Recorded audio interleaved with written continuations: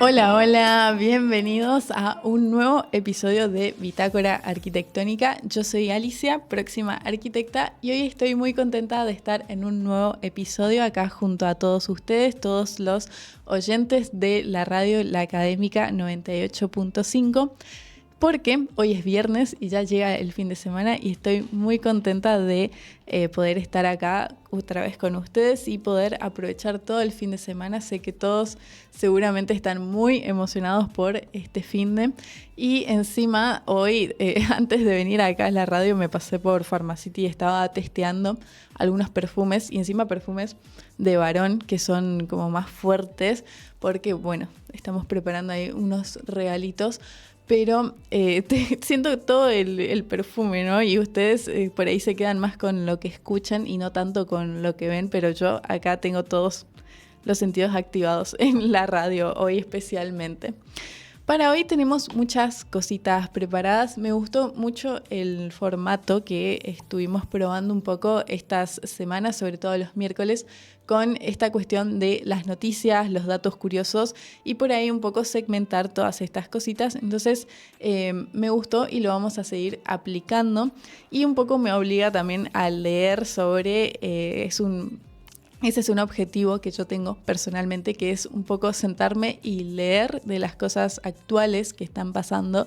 Por ejemplo, cuando les hablaba del código de edificación, cuando les hablé el miércoles, cuando les hablé sobre estos concursos, los resultados, también esta noticia sobre la Bienal de Arquitectura en Seúl, en Corea del Sur, me hace estar un poco más en sintonía con lo que está pasando en el mundo de la arquitectura desde un punto de vista más actual, ¿no? Entonces, un poco yo estoy suscripta a un montón de newsletters de distintos lugares de arquitectura. Tenemos, por ejemplo, de Chile, de Uruguay, también de distintas fundaciones de arquitectura, el de Arc Daily también, que seguro lo conocen. Y todo eso a mí siempre me permitió ver un poco de qué está pasando, y sobre todo cuando son así de distintos países está buenísimo. Pero claro, no los llevaba como a otro nivel o no los compartía con nadie. Y bueno, como a mí me encanta compartir todo lo que yo leo, todo lo que yo sé, todos los conocimientos, entonces qué mejor que todo eso que yo leo en mis correos, transmitirlos y compartirlos con todos ustedes. Y particularmente en Chile existe un evento que se llama el evento de la madera, básicamente. Si ustedes buscan en Instagram Madera21, van a encontrar todo un perfil donde se habla de distintas cuestiones relacionadas a la construcción con este material específico que es la madera. Y ayer, por ejemplo, en esta newsletter, entre las noticias que había, se habló sobre que se viene el edificio más alto en madera, que va a medir 55 metros de altura. Y va a ser el más alto del mundo hasta ahora, construido específicamente en este material, porque sabemos que hay rascacielos muchísimo más altos. Pero lo genial es justamente esta combinación de, bueno, como un material que todos piensan que es frágil o que no va a perdurar en el tiempo, va a llegar a tener 55 pisos de altura. Así que vamos a conocer un poquito sobre esto y por qué es tan relevante y tan importante, ¿no?, que nosotros sepamos y conozcamos de estas cuestiones. Por un lado tenemos al equipo de Michael Green Architects, ya me gustó el nombre, yo me imagino Alice Green Architects también, porque va a construir todo este edificio en Estados Unidos. Siempre ellos tienen que estar ahí, no importa de qué estamos hablando, de alguna forma Estados Unidos se mete como si fuera, no sé. Bueno, imagínense, 55 pisos son 182 metros de altura. Y el 90% de todo este edificio va a ser construido con madera. Y se estima que va a costar $700 millones. Parece mucho, pero bueno. Pero lo bueno es que este edificio va a tener de todo. No va a ser como una cabaña gigante, que capaz es lo que muchos se imaginan. Yo me imagino que deben estar pensando en esas cabañas que hay en el interior con las piletas. Bueno, no es así. Esto es un edificio que va a tener distintos departamentos, oficinas, comercios. Va a ser un edificio bastante completo funcionalmente, y es casi como si fuese una mini ciudad de madera.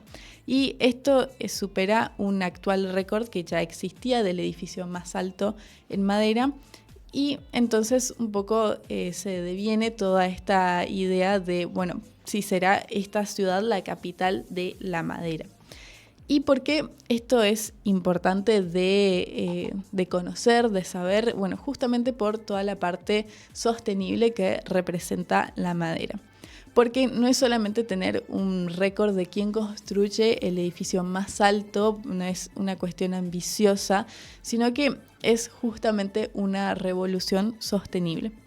Porque la madera actúa como un sumidero de carbono, es decir, que atrapa y almacena el dióxido de carbono de toda la atmósfera y ayuda a combatir este cambio climático. Es por eso que la madera es un material sostenible, mientras que para fabricar acero u hormigón se emite mucho más carbono y construir madera de forma masiva supera todas estas cuestiones, ¿no? Y es como si el edificio fuese un bosque gigante en medio de la ciudad. Aunque no tenemos que olvidar que cualquier cosa excesiva o cualquier cosa que no proteja todas las reservas naturales puede llegar a ser dañina también.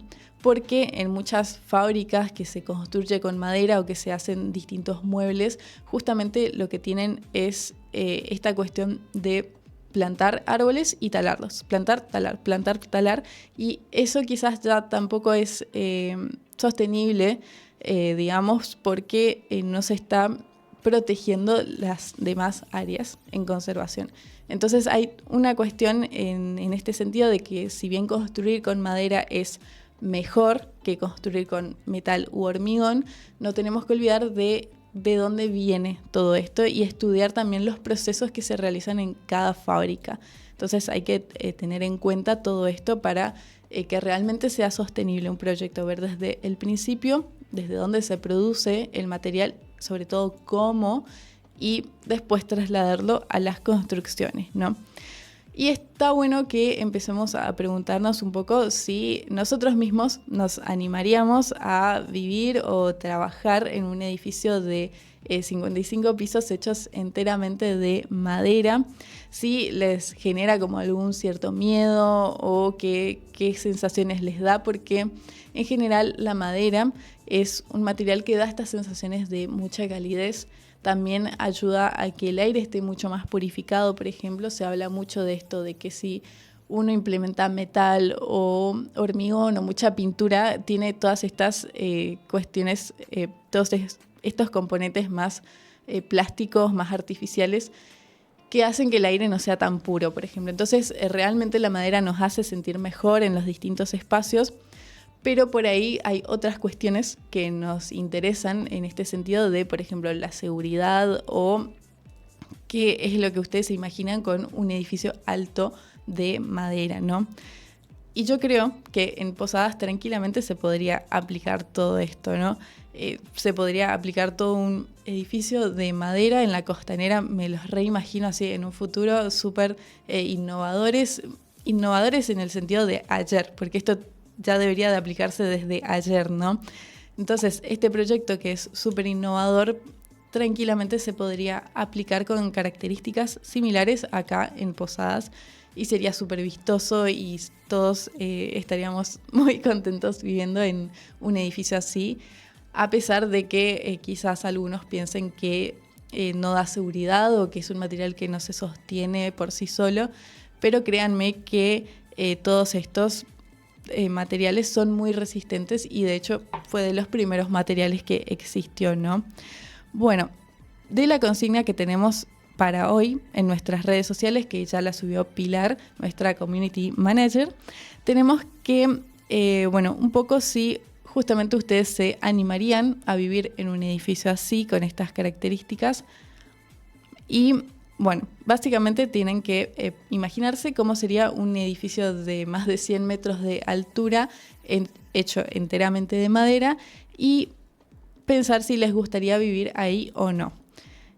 Y un poco tenemos todas esas cuestiones. Y esa es la noticia que trajimos para hoy en Bitácora Arquitectónica. Y después vamos a estar tocando otras temáticas, así que quédense atentos que ya vamos a estar hablando de otras cuestiones, porque tuve algunos recuerdos de la facultad de estos días, porque yo ya terminé de cursar todas las historias, yo las promocioné todas.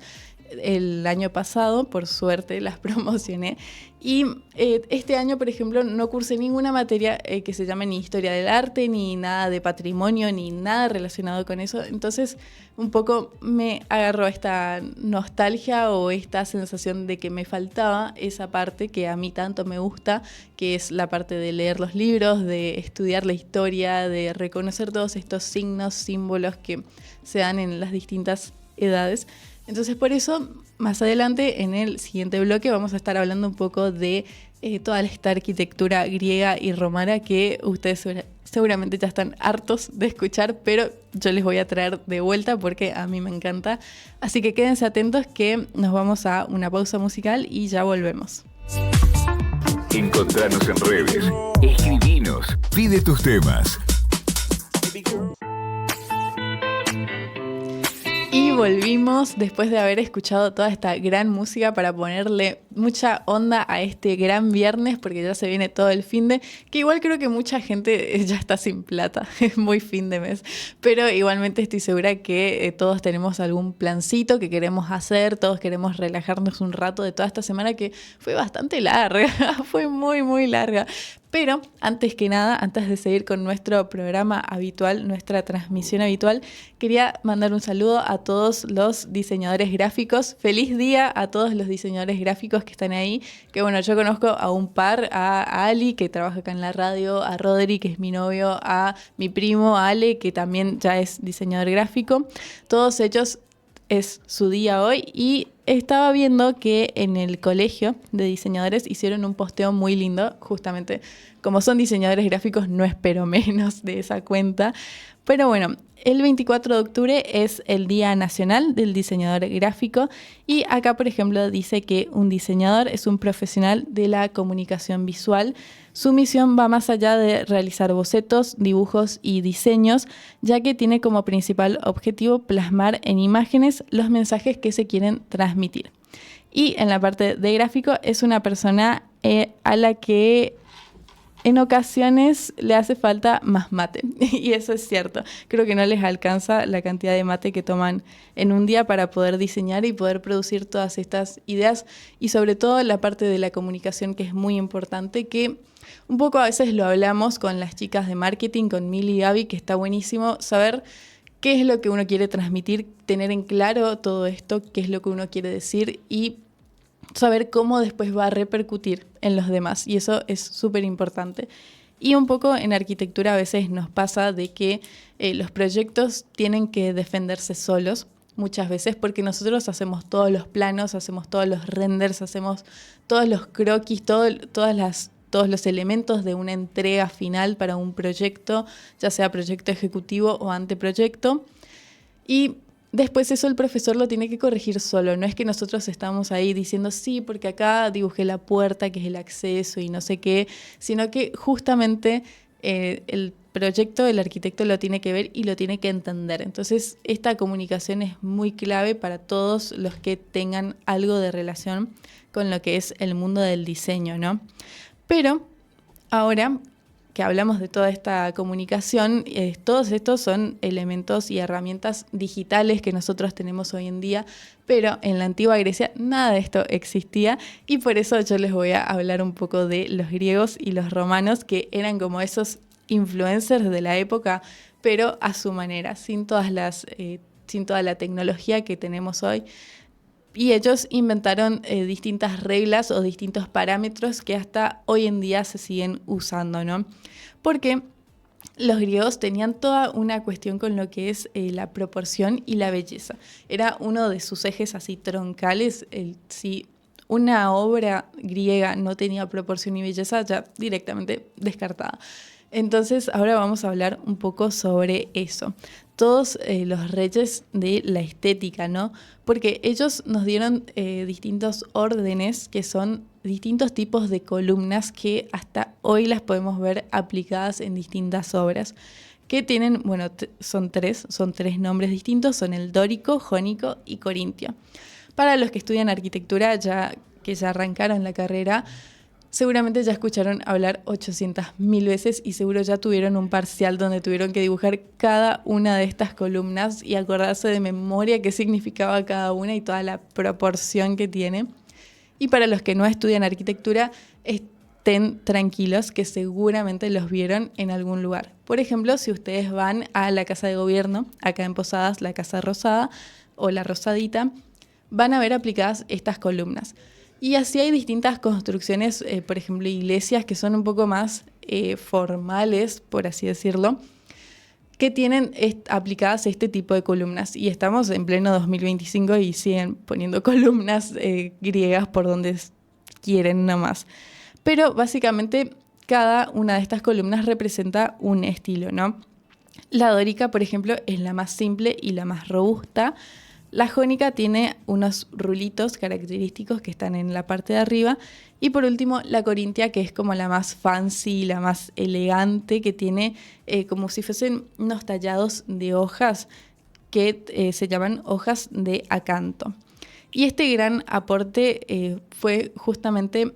Se estudia mucho este tipo de columnas porque justamente acá es donde se manifiesta de la mejor manera toda esta proporción perfecta que ellos buscaban y no se basaban en nada, en otra cosa que no es el cuerpo humano, porque creían que la belleza estaba en las matemáticas, ¿no? Sabemos que los griegos fueron grandes hacedores de todo lo que es esta cuestión matemática y si ustedes se ponen a analizar...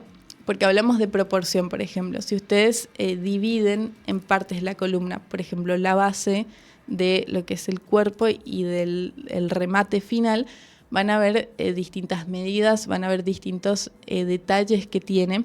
Y eso es lo que también se busca en el mundo del diseño, que haya un equilibrio, que tenga sus partes complejas, como por ejemplo en el caso de la columna corintia, que tiene todas estas hojas súper detalladas, en la parte de arriba, mientras que lo demás es toda una parte mucho más simple de tallar porque es todo el cuerpo, ¿no? Entonces hay un equilibrio en lo que es las partes más complejas y las partes más simples de diseño.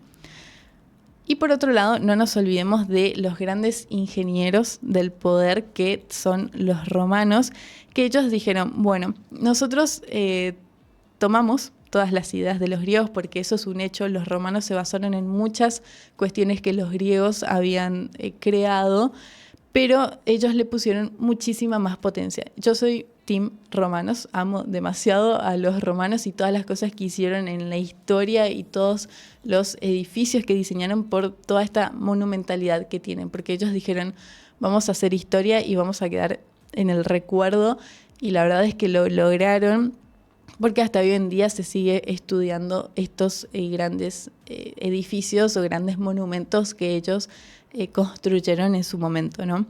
Entonces por eso se los denomina como grandes ingenieros, ¿no? Porque tuvieron también distintos inventos que hasta el momento no se estaban implementando. Los griegos, si ustedes se imaginan el Partenón, por ejemplo, van a ver muchas figuras geométricas básicas como el triángulo, el cuadrado. Pero lo que tuvieron los romanos de ingeniosos fue el hecho de usar el arco y la bóveda. Que la bóveda es como si fuese un túnel, eso es básicamente una bóveda. Es un arco estirado. Y esto les permitió construir cosas muy enormes, y por eso la monumentalidad de ellos, como el Panteón, por ejemplo, que tiene una cúpula gigante y que hasta incluso está ese análisis de que parece una super esfera gigante. Bueno, y todos estos acueductos también que les permitía abastecerse con agua en las ciudades. Entonces, ya tenemos un avance en lo que es la cuestión más tecnológica y implementar el material de otra forma para poder solventar todas las cuestiones de vida, ¿no? Esta mejora en la calidad de vida. Y además ellos también, todas estas estructuras, lo más importante es que hoy en día siguen en pie. Entonces, ¿cómo lograron eso sin el AutoCAD, sin el Revit, sin el ArchiCAD, sin Photoshop? Nada de eso ellos tenían, sin la IA, por ejemplo, y sin embargo ellos lograron que perdure en el tiempo. Todos los dos grupos, digamos, tanto los griegos como los romanos, a pesar de que a mí me gustan más los romanos y todo lo que ellos hicieron, porque está todo bien con la poesía de la belleza y la proporción, pero la monumentalidad es algo muy importante, y toda esta ambición que tenían los romanos también. Los dos eran súper genios, eran unos capos en todo lo que hacían, pero también tenían muchos secretos y cómo ellos lograban todo esto, ¿no? Así que vamos a estar revelando algunos datos curiosos sobre esta temática para que nosotros conozcamos un poco más de este lado más entretenido, ¿no?, de la historia, porque yo sé que hay muchos arquitectos o muchos estudiantes de arquitectura que odian historia y no soportan estudiar o ponerse a leer un libro, y a mí me indigna mucho eso. Entonces hoy por eso elegí este tema, para que ustedes puedan aprender quizás de otra forma un poco más entretenida todos estos temas que son importantes de que los conozcamos, ¿no? Pero primero vamos a ir a una pausa musical, pero quédense que ya tenemos más contenido para darles. Ya volvemos. Encontranos en redes, escribinos, pide tus temas. La Académica 98.5 y 90.1 Radio FM siempre te acompaña, y descubrí todo lo que tenemos para ofrecerte las 24 horas. Regresamos a Bitácora Arquitectónica ya en el último bloque del programa. Pero antes de que revelemos los resultados de nuestra encuesta que pusimos en las redes sociales, vamos a hablar un poco sobre estos chismecitos relacionados a lo que es el mundo antiguo de la arquitectura y del diseño también, y de todas estas cuestiones que hablamos un poco recién, porque en la antigua Grecia y en la antigua Roma no todo era tan serio y tan elegante como nosotros pensábamos, ¿no? Así que vamos a tirar algunos datos random a ver qué tenemos para decir. Por ejemplo, seguramente muchos de ustedes habrán escuchado sobre el Partenón, pero seguramente se están imaginando que como ellos construían en piedra, en mármol, están pensando en el color blanco. Pero este Partenón particularmente no era de color blanco. Y este es un dato que a muchos nos vuelve locos cuando nos enteramos de que inclusive muchas de las estatuas griegas no eran blancas, sino que estaban pintadas en su momento con colores muy vivos, como por ejemplo el azul, el rojo, el dorado. Y como habíamos hablado en su momento con las chicas de marketing, y yo les había comentado un poco sobre las características de los colores, todo esto siempre tiene un porqué, ¿no? Ellos no es que elegían estos colores al azar, sino que justamente el dorado es un color súper fancy que ellos súper usaban. Y bueno, el tiempo y la intemperie, porque todo esto estaba expuesto y no tenían quizás los cuidados que se tienen hoy en día, dejaban todo esto a la vista y, por ejemplo, todo esto se iba lavando, ¿no? Toda esta pintura se iba yendo con el tiempo, sobre todo por el paso del tiempo y de las circunstancias también de la época, ¿no? Pero después, llegado lo que es la época del Renacimiento, nos vendió esta idea de que todo esto era construido en mármol blanco, y sin embargo en ese momento no era así, no era tan minimalista como nosotros pensamos. Era más casi como el art pop, que a mí me encanta, por ejemplo, el art pop, todos estos colores súper llamativos, súper vivos, porque si hablamos de azul y rojo, tenemos los colores primarios, que son colores ultra llamativos, y bueno, el dorado en reemplazo de lo que es el amarillo, ¿no? Y por otro lado tenemos un dato curioso más, que es sobre si existían o no los shopping centers o shopping mall en la antigua Grecia y la antigua Roma. Como sabemos, los romanos tenían esta idea de imponerse un poco, de mostrar toda esta grandeza que ellos tenían. Entonces por ello se considera que son los inventores de los shoppings, porque ellos no les llamaban así claramente, porque ellos hablaban latín, no tenían el inglés, pero sí las llamaban basílicas y no eran iglesias originalmente, sino que estos grandes edificios públicos estaban cubiertos y la gente ahí se podía juntar para comerciar, para hacer negocios y socializar. Entonces básicamente se lo podría considerar como el primer shopping de la historia, ¿no?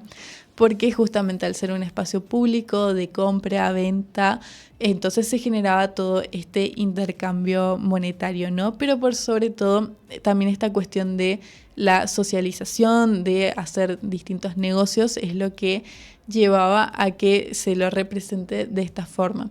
Y sobre todo no olvidemos la gran característica que tenían ellos, que era la monumentalidad. Entonces, hoy por hoy nos imaginamos, por ejemplo, un shopping que es súper gigante y ellos también tenían este tipo de construcciones de muchos metros de altura, ¿no? Pero la cuestión con los shoppings de hoy en día es muy distinta a lo que se vivía en ese momento, ¿no? Que por ahí puede llegar a ser una temática bastante interesante para charlarla en algún momento, un pequeño análisis de cómo funcionan los shoppings. Creo que está bueno para las chicas de marketing porque hay toda una cuestión detrás de por qué son espacios cerrados, por qué no dejan que entre mucho la luz del sol. No tiene que ver solo con una estética y una forma de mostrarse, sino que tiene que ver un poco también con esta cuestión de la compra y la venta de distintos productos que se muestren ahí, ¿no? Pero bueno, ahora sí, yo creo que ya es momento de que podamos leer las respuestas de nuestra consigna de hoy con alguna de las chicas. No se olviden de que pueden seguirnos en nuestras redes sociales como La Académica 985. Ahí siempre estamos subiendo cosas para que ustedes puedan interactuar, para que ustedes puedan charlar con nosotros un poco y sentirnos más cercanos, ¿no? Pero si no, pueden también contactarnos por el WhatsApp al 3764 727704. Y ahí sí pueden mandarnos sus consultas, sus dudas y todo eso que vamos a estar teniendo en cuenta, ¿no? Y bueno, leemos las respuestas de la consigna para ver, bueno, les habíamos preguntado sobre si ustedes vivirían en un edificio de madera, ¿sí o no? Porque habíamos hablado en el primer bloque justamente de esto relacionado al nuevo edificio que se va a construir en Estados Unidos de 55 pisos de altura, que justamente en muchas ocasiones sucede de que desconfían de los materiales que proponen los ingenieros y los arquitectos. Y vuelvo a recalcar que no es necesario que ustedes construyan con hormigón armado o ladrillos, también se puede construir en madera, ¿no? Y bueno, ya llegó Ali, nuestra diseñadora gráfica. Hola a todos, ¿cómo están? ¿Cómo estás, Ali? ¿Todo bien? ¿Vos, bien. Ali? ¿Todo bien? Bien. Bueno, ahí tuvimos bastantes respuestas de la gente. Mira, a ver. Bueno, le vuelvo a repetir que decía la consigna, decía, ¿vivirías en un edificio de 55 pisos? De madera. ¿De madera? Sí. Qué loco, ¿no? Sí, es muy alto, ¿no? Es muy alto. Son más de 100 metros. Son más de 100. Muy tranqui el edificio, bueno. Sí. Claro que sí, tuvo un 75%, creo que la gente se copó bastante. Mira. Y un 25%. Qué lindo. No hubo gente tan miedosa. Qué bueno. Los estamos amoldeando de a poco. Sí, está bueno, muchos conocimientos. Sí. ¿Y vos qué hubieras contestado, Ali? De la respuesta. Yo creo que sí, porque viste, bueno, con todos los avances tecnológicos que claro. hay, más con el tema de... Bueno, yo siempre presto atención a lo que hablas en vos me reescuchás, amo. En uno de tus programas hablaste sobre los materiales y me acuerdo que hablaste mucho sobre las maderas y que hay mucha innovación, así que sí. Aparte claro, sería cada vez es más seguro también. Más seguro, es más amigable también para el medio ambiente. Bueno, yo soy re fan de todo lo que tenga que ver con la naturaleza, sí, yo sí. Me encanta. Aparte estaría bueno, es muy loco pensar cómo podría ser el diseño. Claro, eso está bueno Está de muy ver. bueno. Sí, todos los espacios de adentro, sí, seguro más acogedor todo. Bueno, gracias, Ali. Bueno, gracias y a vos. feliz día. Gracias. Feliz día del diseñador gráfico. Gracias, Sí. saludos a todos mis colegas, a todos los que trabajan. Ay, sí, saludos. todos los que están matriculados Sí. y los que no también. Saludos a todos. Gracias, Ali. Gracias por leer las respuestas de la consigna y gracias a todos los que se coparon para participar. No se olviden de seguirnos en todas nuestras redes sociales, que siempre estamos ahí posteando contenido, estamos ahí con todos los demás programas. También ustedes pueden enterarse de qué otros programas hay acá en la radio, que estamos completando un montón de cositas y se está volviendo súper interdisciplinario todo, así que ustedes pueden chequear todas esas, todos los demás programas para nutrirse de todas las carreras que hay acá en la UGD, ¿no? Que es súper importante que los conozcamos. Antes de finalizar el programa, tenemos una pregunta final un poco reflexiva para que nos vayamos este viernes un poco pensando en algunas cositas, que es relacionado al tema, porque ya que hicimos una encuesta sobre eso, de la primera noticia que habíamos leído del edificio en madera, ahora les hago una pregunta para que se la lleven a sus casitas sobre todas estas temáticas relacionadas a la antigua Grecia, a la antigua Roma. Y es que si ustedes pudieran traer un elemento arquitectónico clásico, por ejemplo, hablamos de las columnas, hablamos de los arcos, de los acueductos o el Partenón, cualquiera de esas, si ustedes lo pudieran traer a Posadas, ¿cuál sería y dónde lo pondrían? Puede ser, por ejemplo, ya tenemos un anfiteatro en la Costanera, así que podemos quizás agregarle unas columnas romanas. Podemos tirar abajo el ascensor que hicieron de vidrio y ponerle todo de mármol o pintarlo con estos colores dorados. O puede ser un arco del triunfo en la entrada de la ciudad. Ustedes imagínense cómo se vería eso. Y hoy con la IA seguramente pueden soltar su imaginación y escribirle y decirle, bueno, haceme una imagen de Posadas que tenga el arco del triunfo en la entrada de Itambeguazú, por ejemplo. Así que es para que un poco volemos nuestra imaginación y empecemos a ver todos estos elementos unidos con nosotros, a ver cómo se vería, ¿no?